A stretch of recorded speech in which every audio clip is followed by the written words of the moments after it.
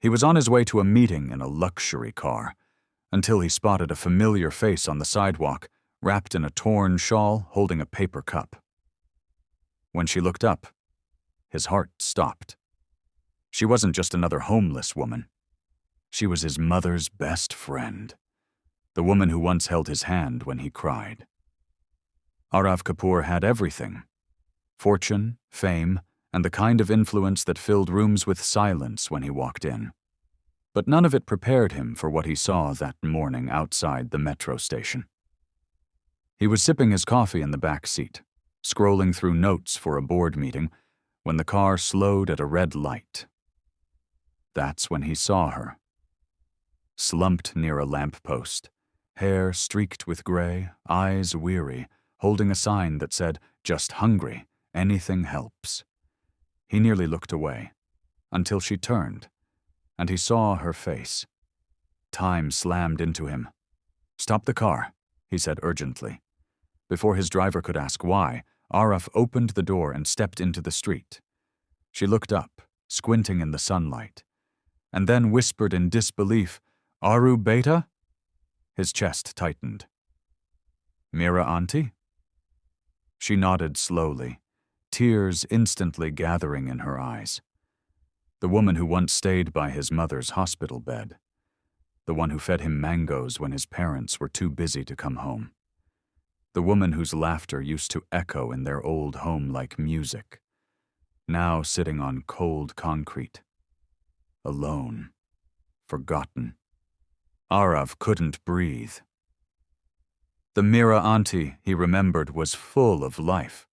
Sarcastic, warm, always wearing colorful bangles that jingled when she clapped at his school awards. She used to call him Aru Beta and scold him like her own when he snuck cookies before dinner. Now she looked like the world had drained her piece by piece.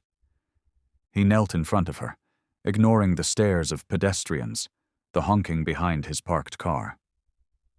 "What happened, Auntie?" he asked, voice cracking. "Where's your family?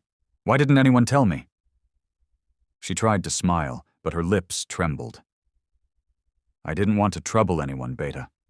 After your mother passed, I lost the last thread holding me close to home.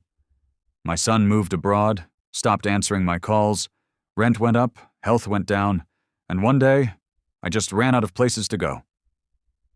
Aarav clenched his fists, his throat tight. "You helped raise me. You were family. You are family."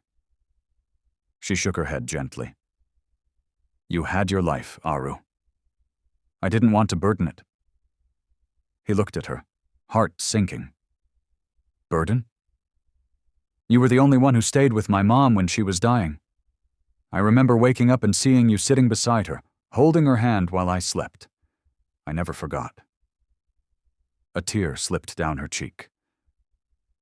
"I promised her I'd take care of you, but you didn't need me anymore." Aarav took her trembling hands in his. "You were wrong. I always needed you, and now it's my turn." He stood, pulled off his designer coat, and wrapped it around her shoulders. Then he turned to his driver. "Open the back seat. She's coming with us." "Aru, no," she began. "No more arguments," he said gently. "You once gave me a home when I didn't know what I needed. Now I'm giving one back." And as she stepped into his car, the world outside continued like nothing had happened. But for Mira, home was finding its way back to her. The ride back to Aarav's penthouse was silent at first. Too many emotions, too much weight in the air. Mira sat in the plush back seat, her fingers clinging to the edge of his coat draped over her shoulders, as if afraid someone would ask her to give it back. Aarav glanced at her from time to time, his chest still heavy. He had driven past that same metro station dozens of times, and never once looked closely enough. "I can't believe this is real," she murmured, staring out the window. "You live up here now?" He nodded. "Top floor. But it's not a home without the people who made me who I am." When they arrived, the building staff stared, confused, some even disapproving. But one look from Aarav, and no one said a word. He walked her into the elevator, pressed the penthouse button, and stood beside her like a son returning home with his mother.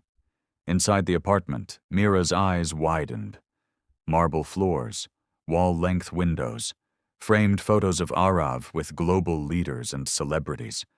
But it was one simple picture near the kitchen that made her stop. It was her, sitting on their old couch, laughing beside Aarav's mother, holding a tiny Aarav who was trying to feed her a piece of cake. "You kept this?" she whispered. He smiled softly. "Of course I did. You're the only part of that time I never let go."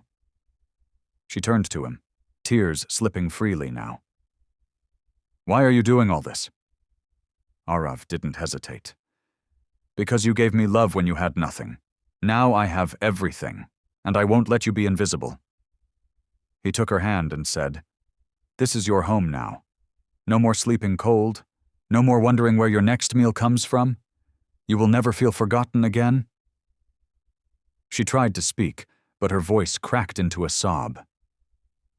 And in that quiet apartment, Aarav did something he hadn't done in years.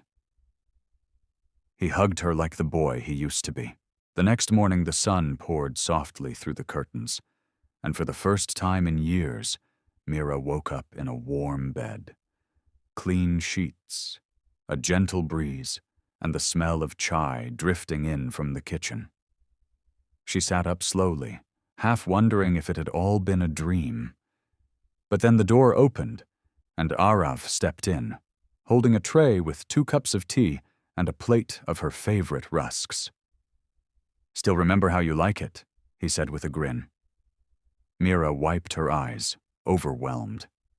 "You should be in some meeting by now." "I rescheduled everything," he said, handing her the cup. "You come first." They sat together in silence, sipping tea like it was the most normal thing in the world. But nothing about it was normal. Not to Mira. Not after years of being overlooked, unseen, unwanted. Later that day, Aarav called a press conference, not for attention, but for action. He announced a new initiative under his foundation, a shelter and care program for elderly women abandoned by their families. Housing, medical care, counseling, and most importantly, dignity. He called it Mira's Home.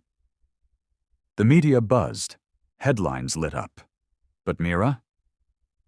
She sat in the front row, wearing a new sari Aarav had picked out for her, quietly holding a tissue in one hand and pride in the other. As he spoke, his voice didn't tremble, but his eyes did.